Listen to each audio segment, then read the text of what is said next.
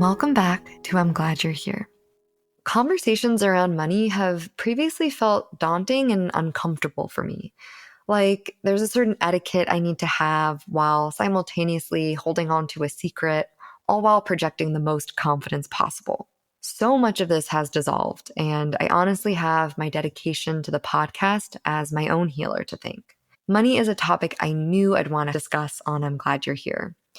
It touches our everyday lives, and it is one of those less talked about subjects outside of an econ class or conversations on cryptocurrency that I'll never really understand.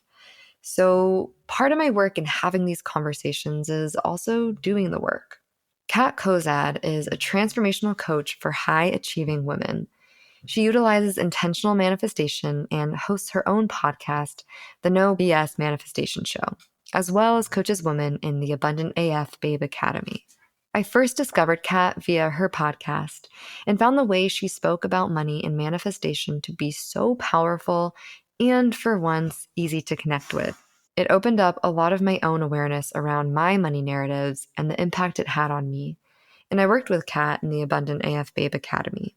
This episode feels special because I really shared a lot of my personal experience from our work together. And I really hope that this conversation provides some guidance on how we can start to shift our perspective around money, what that even means, and start to see how much power we truly have.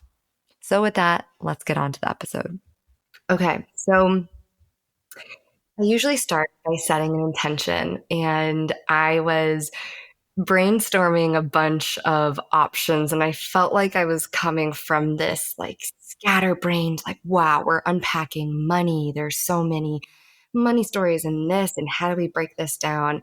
And then I kind of landed on this idea of unscarying money. So I'm really excited, Kat, to have you on here to talk about it. You are someone who, when I connected with a few months ago, I realized in that moment when we started talking, I had never really opened up about my own relationship with money. It had lived in my head, and it was so daunting and overwhelming, and just like anything that lives in our head, it was this colossal thing that, of course, I can't talk about out loud. It's weird. I have to have it all together.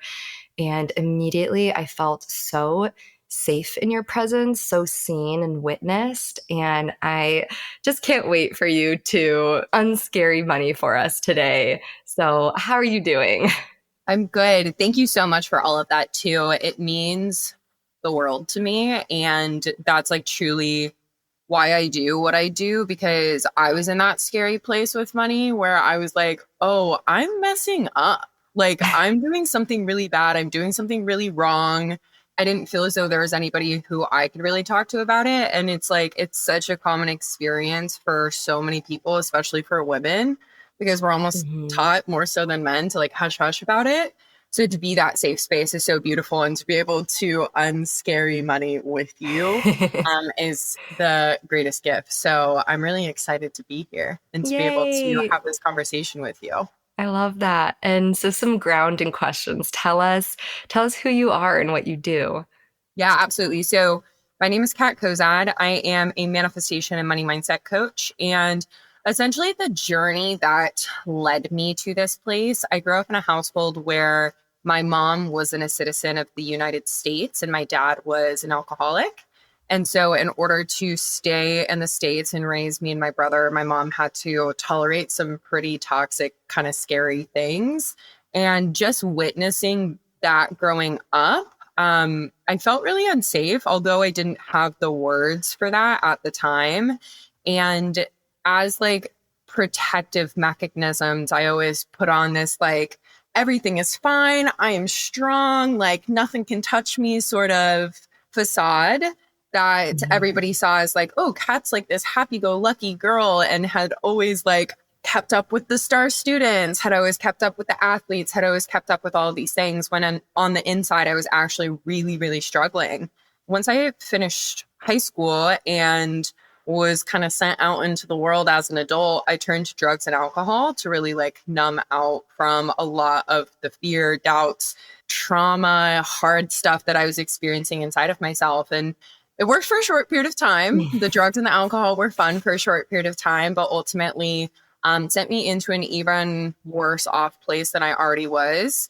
And back in 2019, where like all of this work actually really started, I moved my life across state lines for the first time ever in hopes of starting again and having like a blank canvas, as you Clean would say, slate. to like draw on. And in that experience, I actually didn't realize that all of my problems were going to follow me and be Hmm. amplified because I wasn't in like my old environment that felt so safe and comfortable. And so I was in the position that I was working 60 plus hours a week in a dead end job, living paycheck to paycheck, $70,000 in debt, and just like so completely sad, lost, broke, and hopeless, like genuinely in the place where I was like, I don't know if I want to be here anymore. And it was like in rock bottom moment with that I was reintroduced to intentional manifestation. I had heard of manifestation in the past and I was like, this is a bunch of bullshit. I like don't know why anybody would explore it. And so I was reintroduced to intentional manifestation and I had absolutely no clue what to do with it. But intuitively, I knew that it was like something that I needed to put all of my focus and attention into. And so I started to pour my heart and soul into learning about intentional manifestation. I went all in on it, and my life started to change so drastically, so quickly. And as that was Wow. happening, I was just sharing my story authentically online, primarily on my Instagram. And so many people were resonating with me, and so many people were reaching out to me asking if I could help them with very similar things. And so I just started to help people, and they started to experience radical transformation in such a short period of time as well, which I took as like a sign of like, oh, okay, like this is something that I could do. And so Hmm. I started my business, my manifestation coaching business in January of 2020. And at that time, it was just like general manifestation coaching, wasn't like niche down into manifesting money. But third month in business, I hit my first 10K month and have only gone up since then. And Wow. have now been able to help over 400 women, have been able to help them create this same sort of life full of freedom where we unscary money together, because Hmm. oftentimes money has absolutely nothing to do with money itself and actually has to do with so much more of our relationship to ourselves and the things that we've been judging, rejecting, or denying ourselves for, and being able to like heal those things and bring them to the surface helps people change their lives and their finances just like I have. So I went from that rock bottom position to now living like my absolute dream life. I live in New York City, which is the city that I've wanted to move to since I was a teenager. I have the most incredible community here. I've been able to travel the world, do it in style, manifest hundreds of thousands of dollars, like live a life that I genuinely Amazing. never thought was possible. And I owe it all to like going on this journey and like really rooting down into learning about intentional manifestation. I love that. And what I'm hearing in that story too, it was a journey of intentional manifestation, not specifically about money. And it just so happened that for you, you were witnessing a lot of your own abundance financially, noticing maybe a lot of the questions or a lot of the ways you were connecting with people just happened in that wheelhouse of money. And so you can kind of connect with someone at that frequency in that space and really unravel. And hey, it's actually the subconscious patterning. It's actually your relationship with yourself, your relationship with your community. It's this internal landscape that is manifesting Yeah. in your relationship with money. Totally. The funniest thing, when I first started this intentional manifestation journey, I realized how challenging of a financial situation I was in. And I was like so adamant that if I could make $100,000, all of my problems would go away. So, like, first, I'd say like 10, it was, yeah, like 10 months of like really being into all of this. I was like, okay, let's make it happen. Like, everything's going to be so much easier. Like everything's going to be so much better once I make $100,000. And that was because growing up in my community, like I saw the families that made six figures a year, and I was like, oh, they're happy families. They have it made. They have no Mm, issues. And I thought that that was like the magic number. And I hit six figures 10 months into starting my business. And it was actually at that point, I would say, that I was like, oh, it's deeper than this. Because when in yeah. that first 10 months, I was like, yeah, okay, like, absolutely. Like, the money's a part of it, but like, didn't understand that there was so much underneath the money. And it wasn't until I was at that place of like making $100,000 in the first 10 months that I was like, oh, I feel worse. Like I feel so Wow. much more lost. I feel so much worse than I did when I first started all of this. That was when like deep, deep healing really started, where I know we've talked about is like going into internal safety, creating internal safety, understanding who I was independent of money and independent of like needing to have quote unquote success and those sorts of things in my life. And what you're saying is like where that true, like authentic, genuine self is.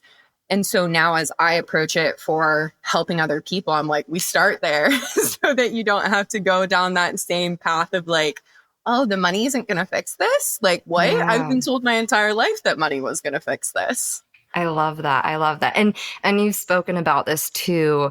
And I don't know if I've mentioned, but I will say this. I am currently in your group coaching program. So I am raw in this space. It is very real. And I think it's actually really fascinating. A big part of me was like, let's have this discussion after I've done all the steps and I know it all and I have manifested everything financially. And the more that I dive in, the more I realize this touches on everything.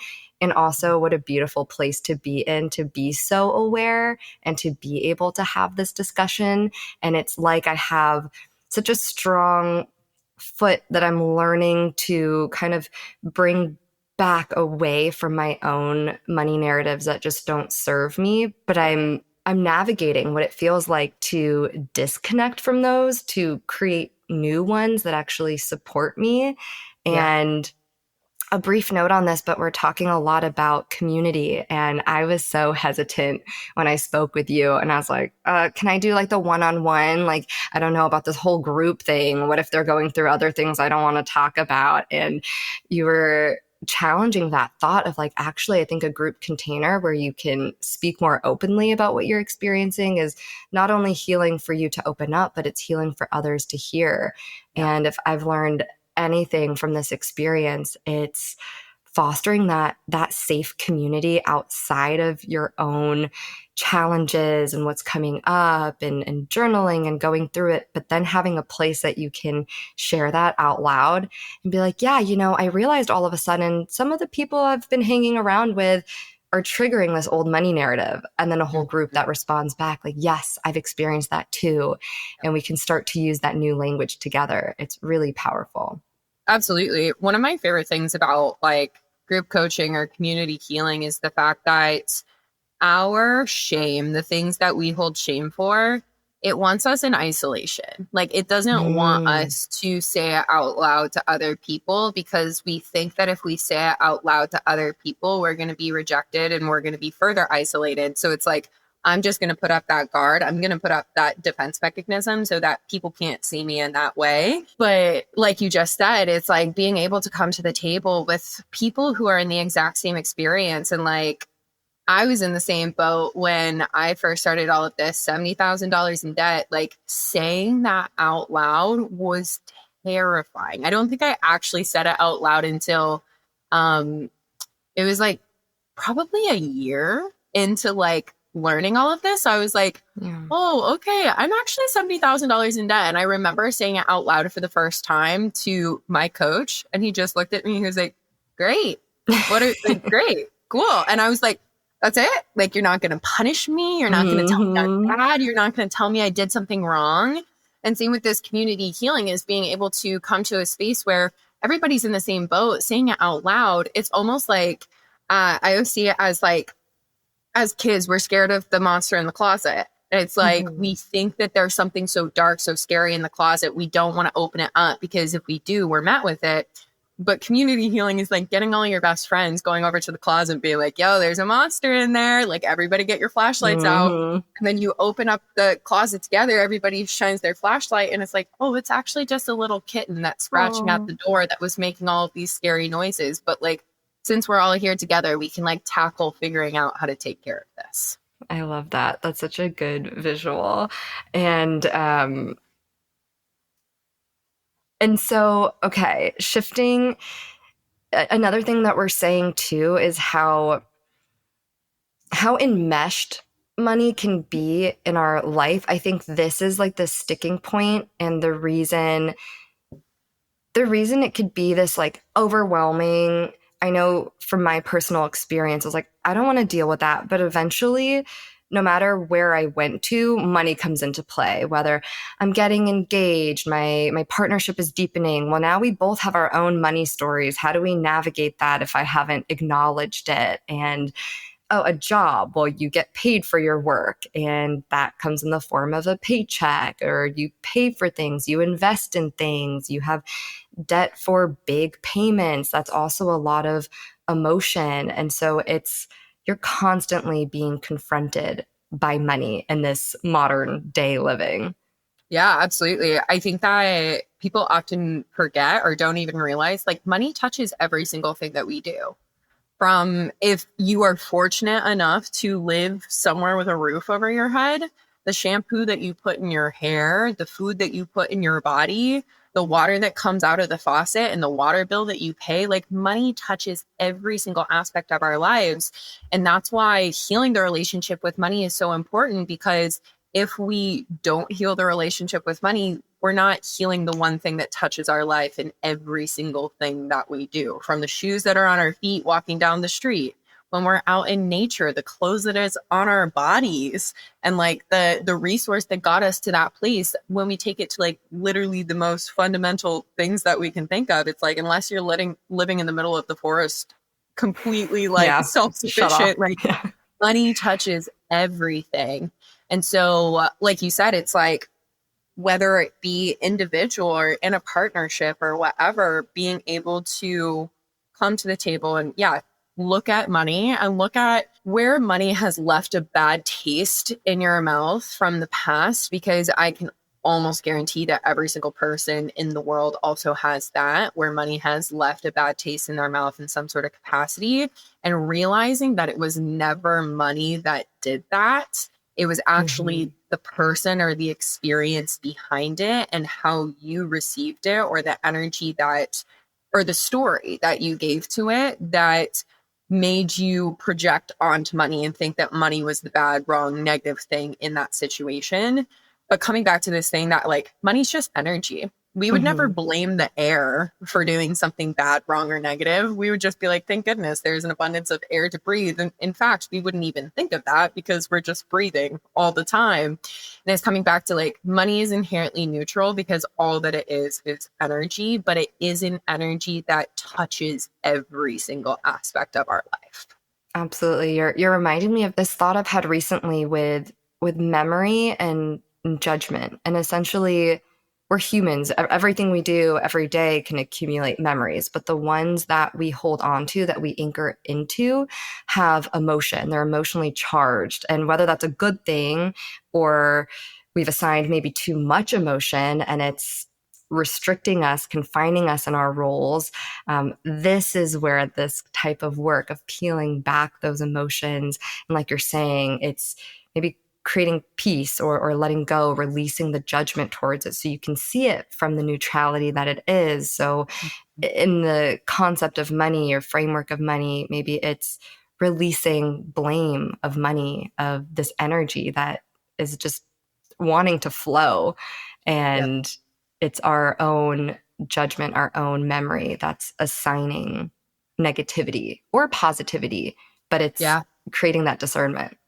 Absolutely. And I know you've heard me say this so much, but for everybody who's listening, it's like one of the things that I love to bring to people's awareness is that oftentimes money has absolutely nothing to do with money itself, just like you were talking about the emotion behind it.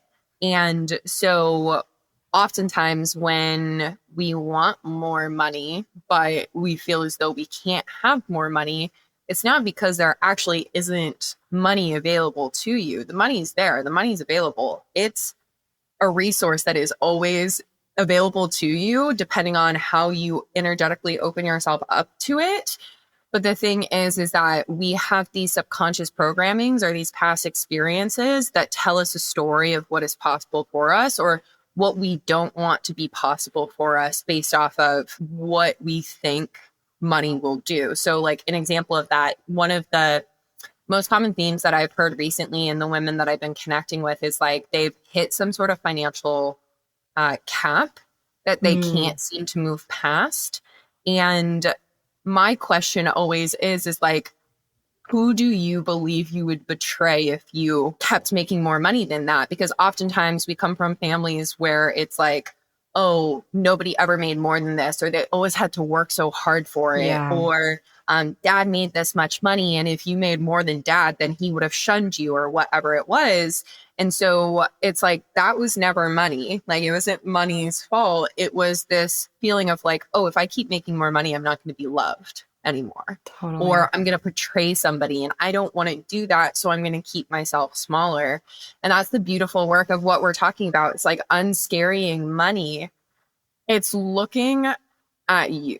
It's taking the finger Hmm. that you're pointing externally and pointing at money and turning that finger back around and pointing it at yourself, because you're actually the center point of your manifestations and you're the only thing that you have control over.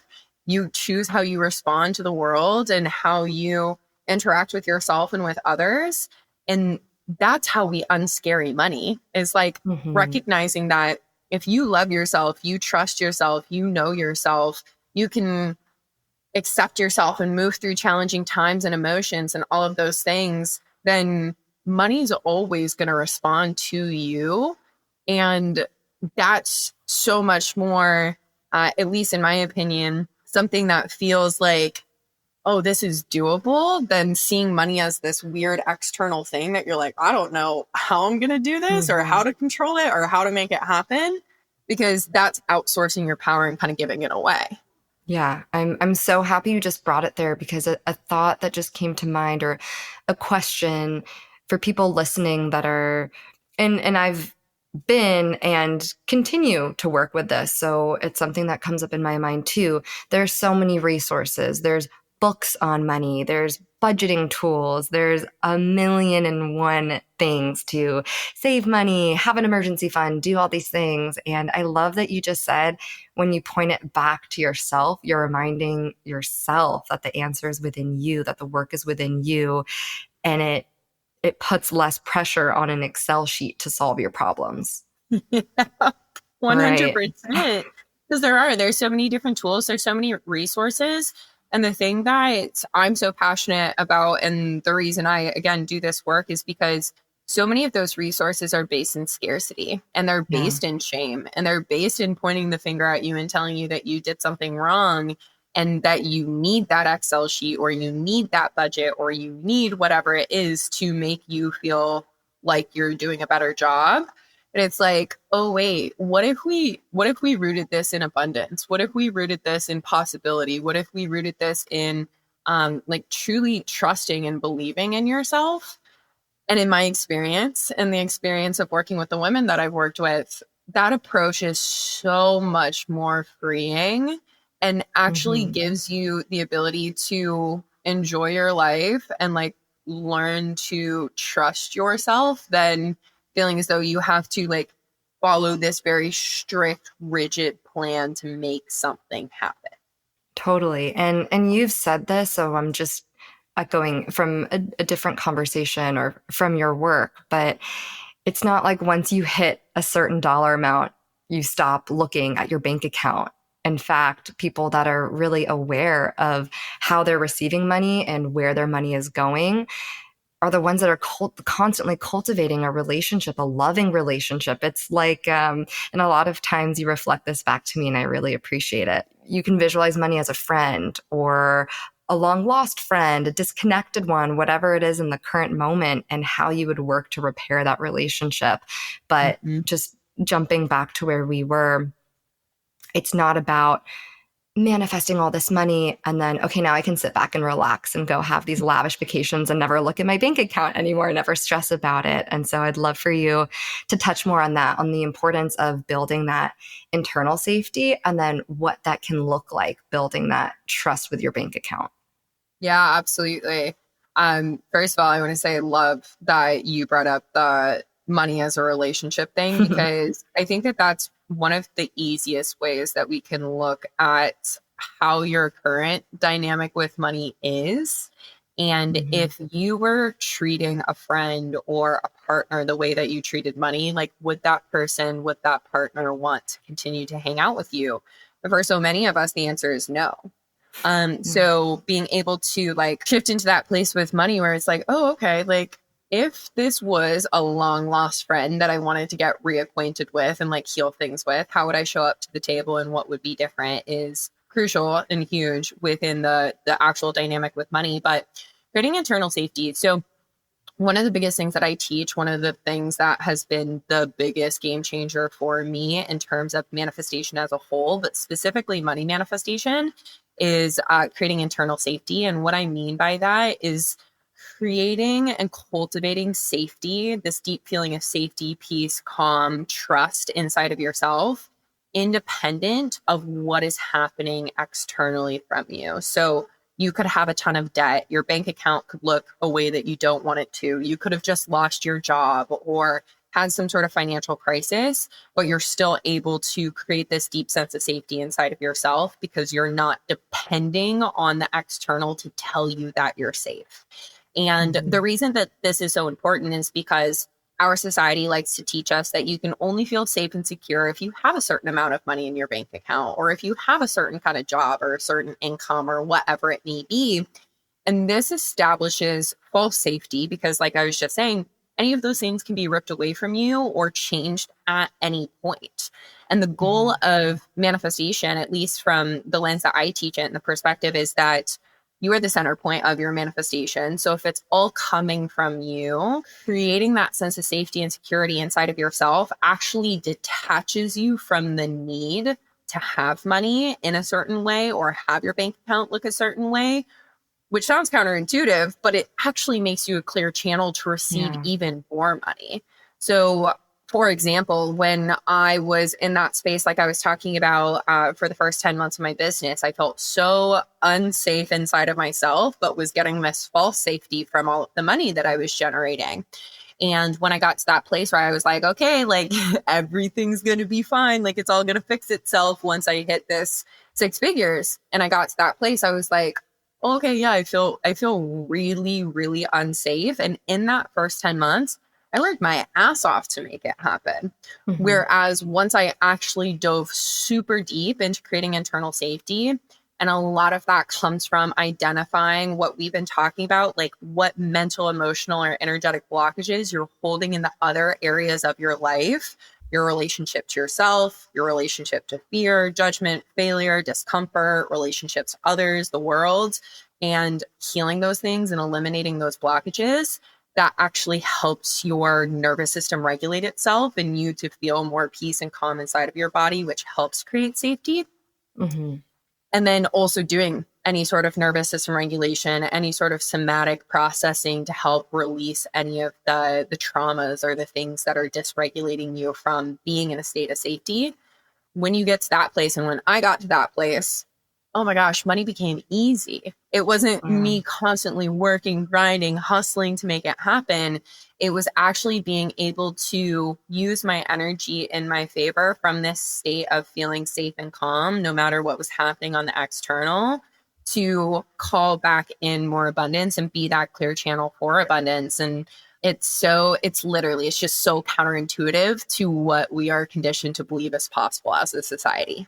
Yeah, yeah, that was so powerful. And as you were speaking, I remember for myself, the topic of money has been so overwhelming for so long that one, I feel so awesome that we're having this recording a few months into knowing you feels like such a wild shift of the work that I've committed to doing with you. So Yes. that is really a fun reflection. And two, something else we talk about is also having maybe like an anchor into the aspects of your life that feel a lot easier to cultivate abundance and manifest from. So for me, my relationship to my partner felt like a really easy tool to use to kind of mirror what was happening in my financial landscape and the types of partners I was with before, the fact that the lessons I learned from that, the version of myself I was, and what I wanted for myself, the types of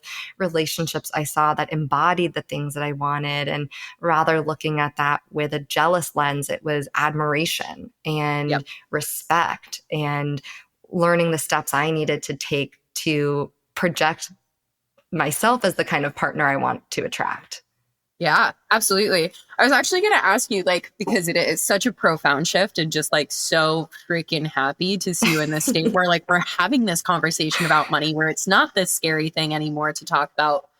What's been like the biggest shift for you to unscary money? Mm, thanks for asking that. I think the biggest shift really is, and it's been a lot of work and it still is a lot of work, is constantly seeing that money is not a bad guy.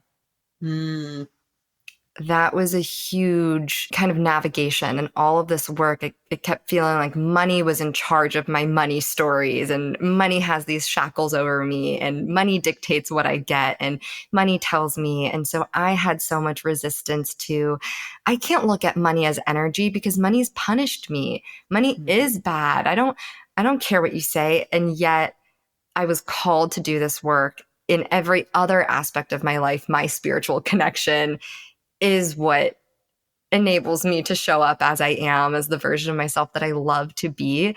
And so it was kind of this really funny, the visual is almost like a crack in my own story. And I was like, I should kind of look into that because it doesn't really make sense, but Yeah. it lived so deeply in my head, as we were saying earlier. Like when things are so colossal inside, it's so hard to navigate and explore. And so having that container, unpacking, undamaging money as a concept kind of Yeah, has helped me a absolutely. lot. As you're saying that, the visual that I had in my head is almost like money was the bad guy in the seat, like the driver's seat of the car that was like Mm-hmm. kidnapping you and like being like, we're taking you to somewhere that you don't want to be. And then there Mm-hmm. was a moment where you're like, wait.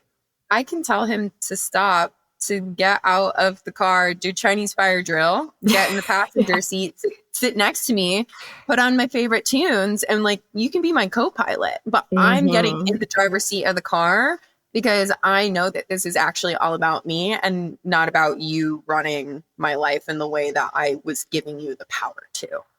Totally, totally. And for me, it was very sticky because those memories, those charged memories were just covering the energy of money. And so this big evil energy of money was walking around with all of painful memories just hanging on to it. And so it was Yep. seeing all of those memories, just picking them off, being like, I see you, I hear you. Again, that somatic experience, which is also just such an untalked about area when we talk about money. We're all in our head and we're all on Excel, da da da, go, go, go. But to drop in to relate to where that story was learned and Mhm, how that played out and release that judgment, it was all of that. And then it was, so then how could money be bad? mhm. And then it just, the bubble burst. Beautiful. I love that so much. And yeah, what you said of like, we're also in our heads with money because again, Mhm. society teaches you that's logical, practical, it's smart, it's the numbers, it's this and that. And it's like what we've been talking about. Yes. And it's a felt experience. It's like literally physically inside of your body. This isn't talked about enough either, but we hold money and we hold love in the same areas in our body, down in the sacral center of your Mm. body, because it's the energy of receiving. And when money has been painted with this harmful energy, you're receiving a bunch of energy into your body that feels like it's poisoning you. And Wow. so the somatic processing of it is so powerful because when we are living up in our heads all day long, we can say to ourselves, I'm abundant, money loves me, I love money, all of the affirmations all day long. But if there is miscommunication between your head and your body because your body is still holding on to that poison that you've been receiving energetically from all of these past experiences and what you learned from them on an energetic level, then you can say the affirmations all day long. You can try to get there mentally, but the body needs to catch up with you.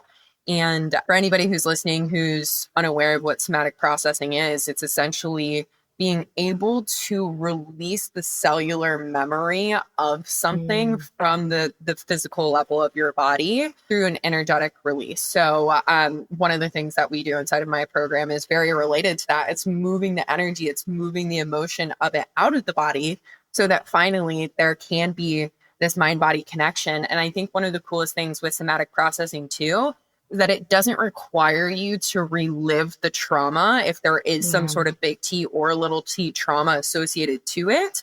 It doesn't require you to relive the trauma to process it out of the body. It can be something as simple as identifying that there is a uncomfortable energy inside of your chest that you can put labels and descriptions to of like, okay, yeah, it feels like a cloud, it feels really heavy, it feels sad, whatever. And we can put our focus and attention there and work with it and accept it and love it until it starts to release. And then you literally just release trauma from your body without having to go so heavily into the past, because a lot of times people aren't ready for that when they're starting to dig into work like this, especially when it is big T or little t traumas that have been stored inside of the body surrounding finances. Absolutely. You said something really, really important, and I want to emphasize that too. In also a recent conversation with a therapist, talking about MDMA and the impact of how that medicine can help us access PTSD, we talked about fight or flight and how our body remembers trauma and is stuck in a freeze state. And so it's like, I need to keep you safe. We can't be there. I'm stuck. Maybe this memory, I'm stuck in it.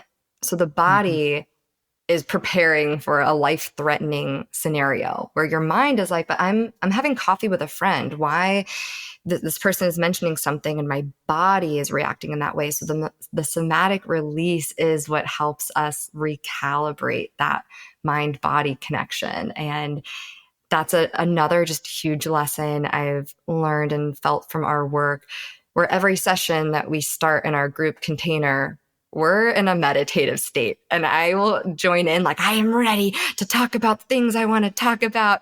And then we meditate. I'm like, ooh, okay, this real thing just came to me. My body, even in that, was able to release all of this external noise and get to the root of what I'm really experiencing. Whoa, that's beautiful. Thank you for sharing Mm. that. Because it's like we can, again, the mind comes in gun Mm-hmm. blazing. This is the thing that is creating this for me in my life. And as soon as we get back into the body, we get out of the mind, we get into the body, we give ourselves to be like a moment to just be inside of the body. The body's like, oh, wait, no, this is what I actually want to talk about. And like, this is what's actually going on for me. But the mind is perpetuating this story again as a safety mechanism, like you were talking about. 100%. And the other thing I wanted to say, and I hope I don't go on a crazy patriarchal rant, but the I love sacral, those. so let's see where it goes. But the sacral chakra that you mentioned is also reproductive, it's sex, it's creation. And Yep. when you said that, I just got this wave of, wow, you are also working with women in this container and people that identify as female. And if we're talking about all the shame and the guilt that society has placed on us, and that's sitting in our chakral energy, and we're not able to access our innate creativity, our sexuality, our kind of liberation of how we express ourselves and how we create abundance, because it's covered in shame and disappointment and a rigid container. So it's so much of the work is, I think the first step, just like any step in healing, is acknowledging and having that awareness, which can also be really sad and painful. And that's why the tools to support the body and the mind and the spirit, and it's this constant kind of weaving of the three to support this deconditioning process. Absolutely, 100%. It's so interesting. The more and more that I get into this work, the more and more I see just like they feel like dark systems that have been in place to suppress the female, like the feminine energy, female power, especially what we're talking about, sacral center, where we hold Hmm. that life force energy, where literally women are capable of birthing like creation, like life, and that being poisoned, like we are talking about with all of these like scarcity, fear, lack, you're doing wrong, shame, blame, make you feel bad about it. It's like, of course, like it's another way to like repress women in some sort of way. And I don't know if you feel it, Molly, but I just like there is such a massive feminine awakening going on right Oh, now. yeah. And Oh, I feel like totally. so much of it is like women are realizing that they don't have to do shit they don't want to do to make Yeah. money anymore. Hmm. They're like, let's make money the way that we want to make money and like really tap into this space of power inside of ourselves where it's like, oh, this has always been here. Like, I've always been this capable of creating massive abundance. And like, yes, Hmm. it's lovely to have the men in our lives that support us and want to support us. And thank you to those men because they're so beautiful. But it's like, oh, we're realizing that like we can have that and our own autonomy and power inside of all of this. Okay, I have a couple questions on my mind. For people listening, I'm curious when you meet with someone and they're like, I don't want to talk about money, or I have all these money stories. Have you ever said, based off of what you're talking about with money, I can't help you? No, never, never, ever, ever. No matter where somebody is at, where they are starting from, what their financial situation looks like, there's always the power to shift it. I think the question more so becomes, are they willing to do the work? Hmm. And you've heard me say this so many times, but I'm a firm believer in the fact that, like, anybody who steps into my container, I don't want you to think that you need me because you don't need me. You have all the answers inside of you. You are your own guru. I'm not your guru, but I will hold your hand through the beginning phase to help you understand where that guru is inside of you. And so, somebody like if there's somebody who's in a really, really challenging position, it's not that I would look at that situation and be like, no, I can't help you. It's, are you ready to help yourself? And if you are ready to help yourself, then I will walk with you hand in hand and help you get to the place where you can see that guru inside of you so that you don't need me and we can like walk forward together side by side and like not me in front of you by being able to teach you how to do this work. Like, I will never be the teacher that's like, I'm up here on this pedestal and pay attention and listen to what I say. It's like, let me walk with you and like, let this be a partnership. Yeah, yeah. And I wanted to make that clear that you can have any money narrative, and it's about building that internal safety. It's about acknowledging those beliefs until they don't have their weight and their power over you anymore. And so my personal story is different than Kat's story and all the people that you help. I'm sure because we're all mirrors to each other, there's elements that we see, but no one's going to have the exact same story. And that doesn't mean they can't do this work. In fact, it all Totally. means that we're all capable of doing this work. It comes down to the dedication of it. 100%. I always say the only thing that is necessary at like the beginning of your manifestation journey is a willingness to do it. Like, Hmm. as long as you are willing, you are capable. You can Yeah. have all of the stories, all of the limiting beliefs about like how you're not capable, how you're not worthy, how you're not good enough, how it's not going to happen for you. It's like, Hmm. awesome. You can have those as long as you're willing to open your mind to it. We can get there. Actually, this is reminding me, I want to share when I met Kat. Well, first, I was listening to your podcast a bit and I was like, wow. I was doing this was a somatic experience, but I was listening to your podcast and doing this like YouTube exercise. And it was so cool because in the moment, I was like, oh my gosh, I think I've created this like kind of safety net where I can actually hear what she's saying and I'm not rejecting it, it was really powerful. And I was like, Yeah. I need to connect with her. And then I submitted the application to do your group work and kind of shut it down. You reached out to me, you're like, hey, by the way, you submitted that at 11:11, which is kind of cool. Let's chat. And we got on the phone or Zoom. And one, it was incredible how much I was able to open up to you because, again, I had never really said any of that out loud. I've done my own therapy, never talked about money, which could have been very helpful. And I also, so much was happening in the 2 days it took me to decide to join this program. So much was coming up for me. This wasn't the most expensive thing that I've paid for, but it felt like this unbearable cost because I knew, I'm like, this is really going to change me. Do I want to be changed? There was so much fear around seeing the world differently, even though there was a desire for change. And so I toggled. I like basically let myself suffer through the decision process of it.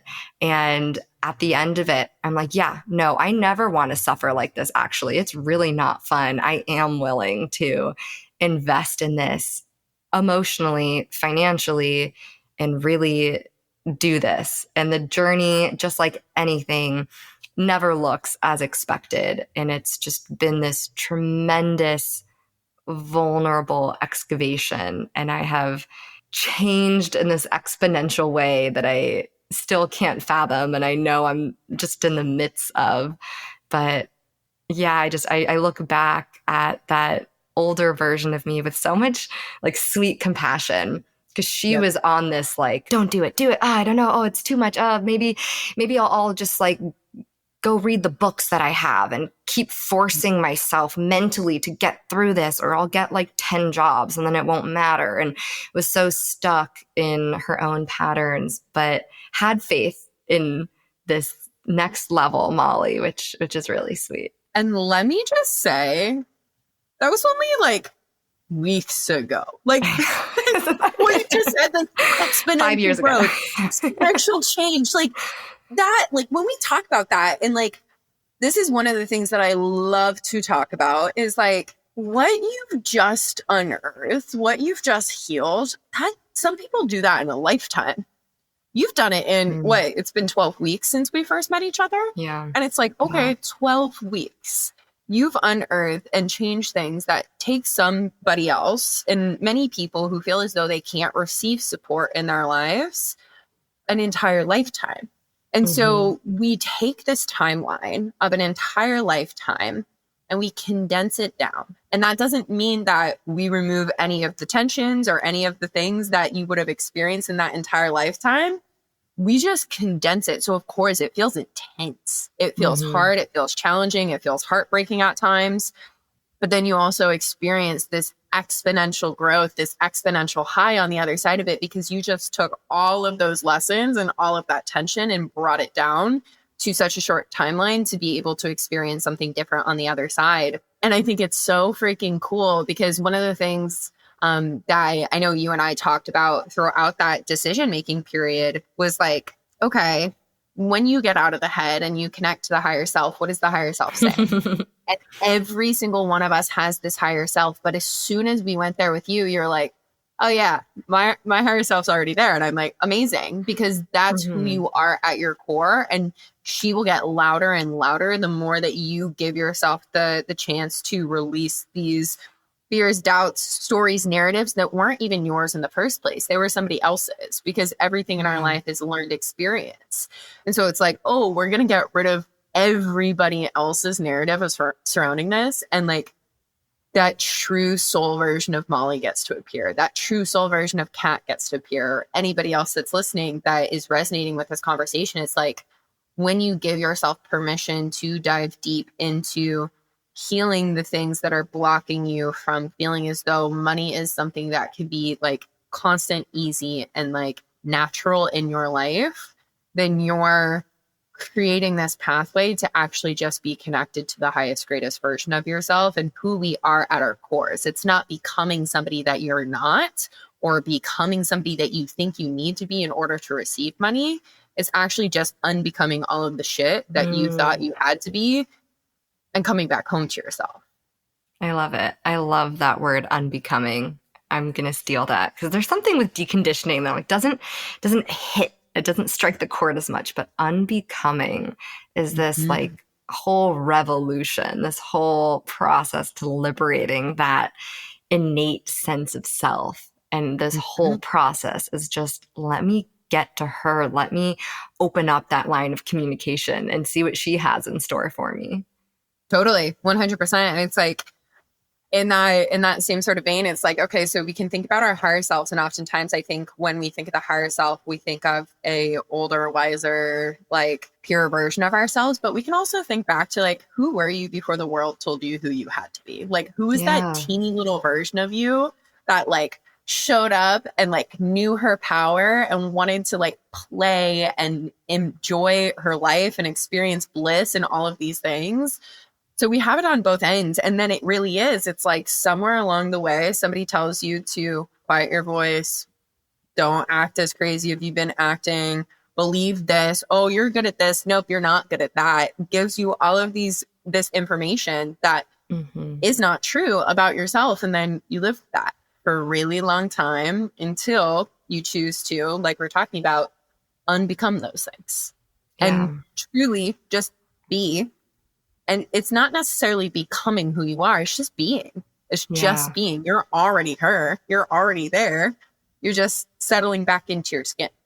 Yeah. And I feel so compelled to bring internal safety back. One, because Mhm. I remember when you first mentioned it, I didn't think that much of it until it really deeply resonated with me, until I Mhm. really got it, because I kept seeing how I'm not going to change everybody else's concept of money. I'm changing mine, my belief system, my relationship. And so if I went to Chase Bank tomorrow and I'm talking to the bank teller and I start saying, oh, money's abundant, da da da, like I'm not really having a conversation with that person. That's not my end goal here. So the internal safety is how I define money for myself, what my portals are, what my knowing is. And it's not to outsource that answer from others. And the goal Mhm. is never to change other people, it's to work through our own conditioning and just be with our true relationship. 100%. And in you doing that, it's not your responsibility to change other people's relationship with money, but Mm-hmm. like you will inspire other people to change their relationship with money. And I think for anybody who's listening to this that is in a place that they experience shame or they experience guilt or whatever it may be surrounding their finances, be very discerning in who you choose to have conversations with about it, because a lot of conversations will continue to perpetuate that shame. I was having a conversation with somebody earlier this week where she's on this journey to heal her relationship with money. And then she went to a financial advisor, and the financial advisor is like, I don't even know how to help you. And it's Yeah. like, whoa, okay, that feels shameful. Like that feels Mm-hmm. like rooting you back into that place. Whereas being able to create this internal safety for yourself, and also by keeping yourself being discerning in who you choose to like share this conversation with, and what we are talking about earlier, being community healing with other people who are in the same position, and whether it be learn from somebody who's been in a similar position or learn from somebody who believes in abundance and believes in like possibility and what you're capable of creating in this world. Like I said, when I said to my coach I'm $70,000 in debt, he's like, okay. He's like, so you're gonna get so fucking rich that it doesn't matter that you're $70,000 in debt. And like that was it. Mm-hmm. There was no like, well, how are you going to pay this off? And are you going to budget and this and that? It was like, Yep.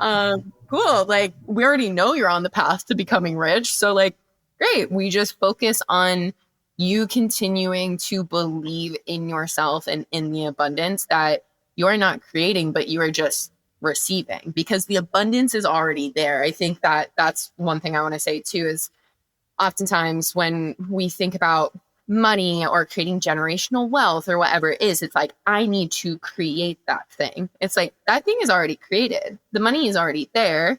It's not about you creating it and putting all of this energy and effort into like innovating something so completely new in order for you to receive it. It's literally just healing the relationship with receiving and Mm. releasing any blocks that are holding you back from receiving the abundance that it's already here. I love that. And again, that's kind of the opposite of what we're trained. We're trained to go out and do and make and get. Or yeah, just create, but we're talking about receiving. And I think there's such an innocent struggle there because we're so taught the opposite that we can't just receive, then we're lazy, then we're not generating, then how is everything going to flow to us? But it's just more and more layers of story that we can unpack. Absolutely. 100%. I'm hyped for the generation, and I feel as though it's going to be like those of us of our generation that like want to have kids that are like Mm-hmm. learning that like, oh, I'm abundant. Like things are going to be so different in 20, 30, 40 years from now because there's going to be generations and generations of those of us in this generation that are choosing to break the cycle. And Yeah. like we're truly like the ones that are ending these generational curses so that the world can be a more abundant, loving, and accepting place. Yeah, that's so beautiful. And now I'm excited too to see where it goes. And I'm curious, maybe for myself and for people listening, we're talking a lot about the energetic concept of money and our narratives, our internal landscape. We touched briefly on, this doesn't mean never look at your bank account. In fact, it means building that trust and awareness. And so I'm curious, when in this path of healing our relationship to money, is it that time to connect with numbers, to work that concept in? Yeah, absolutely. I would say as soon as humanly possible, as soon as you feel comfortable to do so. And one of the things that I like to see with it is like if opening your bank account scares the shit out of you, it's like, okay, you can do hard things. You can feel the Yeah. fear and do it anyway. But the most important thing I always say is like it's not so much the action, it's the energy behind the action. So if you're looking at the numbers from the energy of like, fuck, I have to do this and I don't want to, that doesn't do anything for the relationship with money. Whereas bringing this intentionality piece to the table of wanting to shift and change the relationship with money, it's looking at the numbers through the energy of, okay, this may be scary at first, but I get to do this. I Yeah. get to do this. I'm choosing to do this. I want to do this not only for me, but also for my relationship with money. Because the more that you're in tune with your numbers and you know what's going on, it gives you the opportunity to build an abundance mindset that is truly like based in what is happening for you. I think that a lot of times people don't want to look at their numbers because they think that that's going to knock away the belief that they're creating in Hmm. themselves or the belief that they're creating in abundance. And I'm a firm believer in the fact that doing that actually only brings you closer to it because you see what's happening and it gives you the grounds to be able to start to build on top of and build these abundant beliefs in the fact that, like, okay, yeah, things look like this right now, but my external reality is a byproduct of what happens on the inside. So, what we're Yeah. experiencing on the physical realm right now was a byproduct of something that happened in the internal realm a while ago. So, if Hmm. you're changing what's happening in the internal world and what's happening for you in terms of your relationship to money, the way that you feel about it, etc., then that will appear in your external reality in the near future. So it's like, okay, yes, I can look at this, but it's not, I'm going to see this and then I'm going to believe it. It's, I'm going to believe something Hmm. first. And because I believe it, I'm going to see it in the external. And that's where this really powerful of like mixing the intuitive, the energetic, the spiritual with the logical, the practical, the things that we're experiencing in our 3D reality helps us have these quantum leaps, have these quantum up levels where we're creating a completely different reality than people would have said was possible for us if they were just looking at from the logical and practical. Absolutely. I love that. I feel like I just received a lot of healing in hearing that because that's kind of where I sit right now, where I woke up and I felt this like complete lack of judgment towards my financial stories. And I'm like, you know what? I'm going to use this momentum. I'm going to open my bank account. I'm going to write down everything that I charged in the last month and a half, everything that I received, and see what that difference is. And it was so cool because I had never felt so calm, Mm. so unblocked by thoughts. And it was just like a simple, practical practice of let me just be aware. And then I remember having not even relief, but just like, oh, it's not even that bad. It's Yeah. not even that bad. It's that little cat that was in the closet. Like, because, and this kind of maybe goes more into other work that we do, but it's in my realm of believability, all of those numbers, like everything that I charged and everything I received was what I believed was possible. And so I actually was not daunted at all by the number.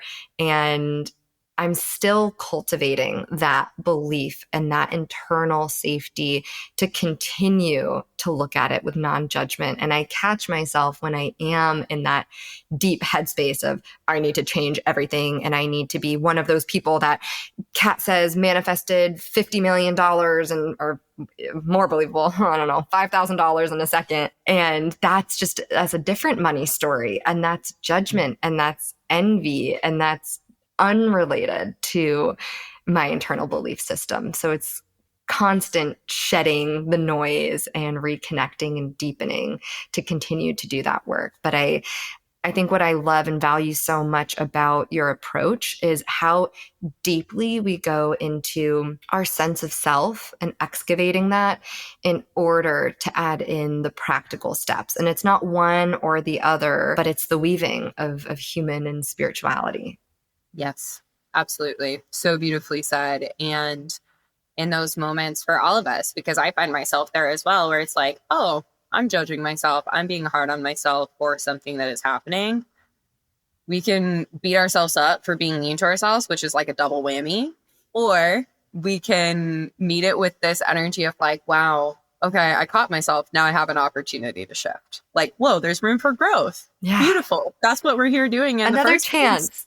Totally. Absolutely. So I love that you share that experience because one of the things that often irks me in the world of spirituality is like there's this misconception that like you need to heal your shit before you can like manifest what you want or like be this version of yourself that you want to be. And it's like, no, we do them in tandem because that's how Yeah, life is. Yeah, we're spiritual beings, but we're also human beings.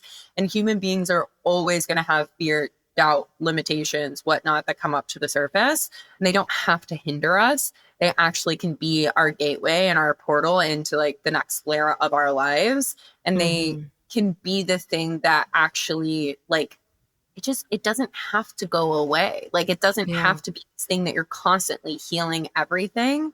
You can walk side by side with those things. And when you're ready for it, approach them and heal them. And they're not going to hold you back from creating the life that you want unless you allow them.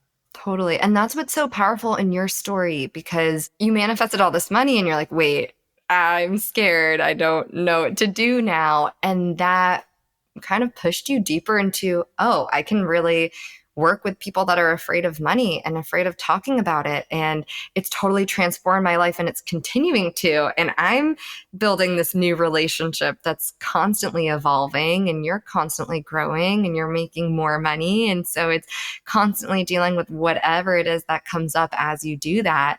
And I think that's what is just resonating so deeply when I hear your story. Well, I know this because you reflect a lot and it's really amazing, but you're always growing. You're always evolving. You're not like, yeah, I did it all. And now you can follow my simple steps and be this kind of person. Nope. Because even if I wanted to do that, and even if somebody wanted to follow that, I can't give you the blueprint for your soul.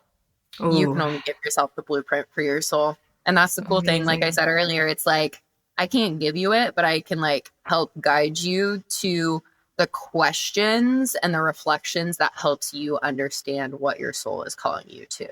Mm, I love that. I have a question for you. I don't know if you've thought about it, so no pressure, but have you noticed what it is that you post that people relate to the most or makes it the most inviting for them to connect with you? I would say my story. Yeah, the Yeah. thing that people resonate with the most, and I think the thing that people feel like they can open up to me and that I create a safe container for them is the fact that I don't put myself on a pedestal. Like I literally most of my messaging and is because I use this literally on a daily basis in New York City is like I'm literally just a girl from small town Colorado. Like Hmm. I'm from a town of 2,500 people. I raised goats growing up. I was bullied in school. Mm. Like I said, drank and did drugs and did all of these things. And it's like, I am literally just a normal ass girl who decided that like enough was enough of like the victim mentality and the trauma and all of the things that were holding me back. And once I gave myself permission to dive into all of this, that's where everything opened up for me in terms of like the world of possibility. But ultimately, at the end of the day, like that's still who I am. I know that anything and everything is possible for me in this lifetime, not in spite of being a girl from small town Colorado, but because I'm a girl from small town Colorado. So that means Yeah. a girl from New York City or LA or London or any small town in between. Like we're all that. And we all have the ability to do it. So anytime I share my story, anything related to my story, because man, oh man, there's so much. Hmm. I see it as like, I think people find a lot of relatability and safety in that, where they're like, oh, okay, if Kat can do it, I can do it. And it's like, yes, you can. Amazing. And now I'm curious too, when we're speaking of becoming and doing soul aligned work, how has this journey been for you? How does your soul feel doing this? I love it. I love it so much. When I first got into my intentional manifestation journey, I thought I was going to be a blogger.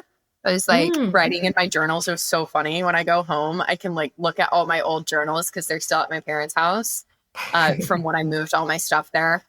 And I line after line after line is like, I'm so grateful for my 6-figure blog.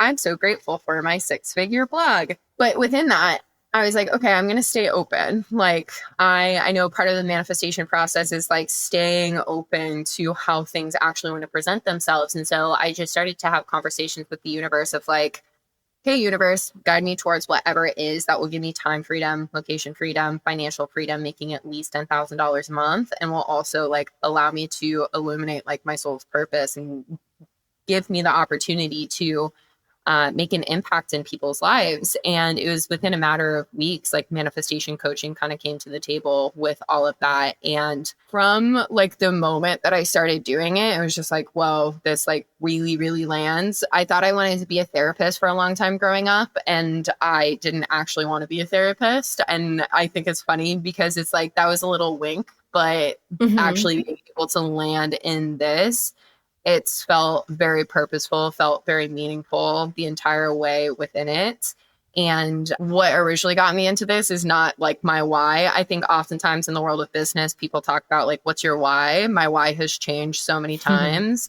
And it's been beautiful to be able to change that why, because at the beginning, it was like literally, I need to get myself out of survival. Now it's like I'm so out of survival. Like I literally just want to help women get filthy rich. Like I I want love y'all that. to be so rich, not only monetarily, but like also in mind, body, and soul, because the combo of the two, holy shit, we're gonna change the world in the most profound ways with more rich women. Wow. I love that. I love that. Thank you so much. I'm speechless, honestly. Really, really powerful. And I'm curious as we kind of end this conversation if there's anything that you'd like to share before we can dive into how we connect with you and find you. Thing that comes up for me is especially as modern aged women, which I can imagine most people listening to the podcast are. Mhm. And for any dudes listening, love you as well. But this is for the girlies.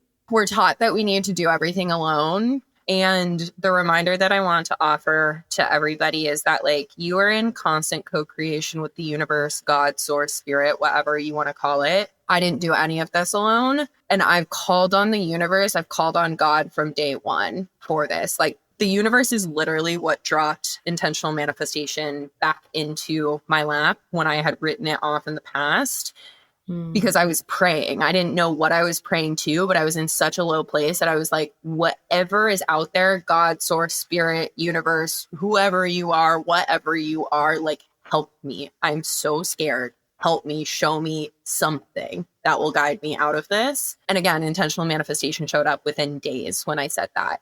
And Oh, every single step of the path, every single step of the way throughout what I've created for myself in the past few years of building this dream life, it hasn't gone without me calling on universal intelligence, calling on God, calling on my ancestors, my angels to help me within this. And I think that a lot of times people don't want to go to the woo-woo aspect of it because we want it to be like understood and accepted and all the things. But it's like, call it woo or whatever. There is something greater than us that is constantly guiding, loving, and supporting us. And if you can open yourself up to tapping into that, you'll be led to the most incredible places that you didn't know you could be led to. totally. And just to piggyback off of that, you mentioned earlier shame, fear, loves isolation. So when we're Mm. in the most shameful headspaces and scared places, it feels so easy to be alone. And so I love that reminder that we're constantly co creating, that there's support beyond what we can see. Sometimes we can feel it, sometimes it's a knowing, sometimes it's a smell. But however you can cultivate that and tap into it more deeply, you'll feel that you're not alone. I love that. Ah, amazing, Kat. So, where do we find you? How do we connect with you? How do we learn from you more?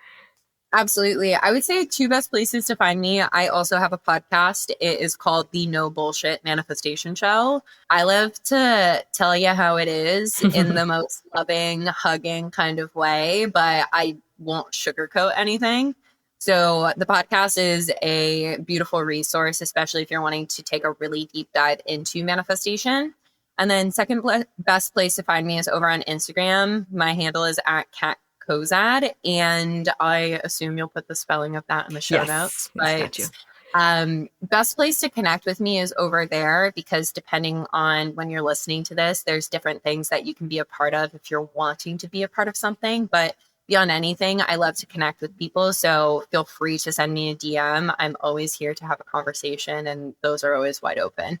I love it. Yeah. So you've always been so approachable, so open. And I mentioned before, but I found you on your podcast because you talk so clearly and you have a really beautiful composition with how you navigate these topics. It's listable. It's okay, I'm going to tell you a whole story, but then I'm going to bring it back to what we're talking about. And so it's very, very easy, whether you're on a plane, on a run, whatever, to really hear and digest what you're saying. So it's really powerful.